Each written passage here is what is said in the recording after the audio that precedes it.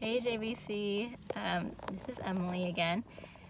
So this week for our Daniel study, I kind of switched things up a bit, and mostly because I wanted us to be able to engage with God in a more prayerful and meditative way this week, because often the way that I make our scripture study can be very intellectual or heady. I really love getting into all of the background info and thinking about historical context and who the characters are and what's happening and all of those like tiny details that make the story what it is.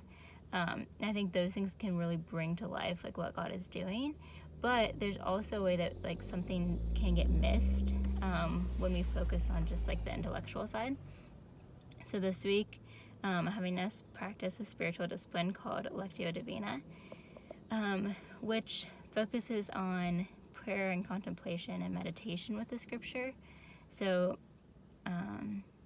it basically looks like reading the scripture 3 times, and each time there's a different invitation of how to engage with the scripture. And I wrote it down so that you'd be able to go back to it and learn how to do this spiritual discipline. And maybe it's something that's like really normal for you that you do all the time. And that's great. I hope you get a lot out of it.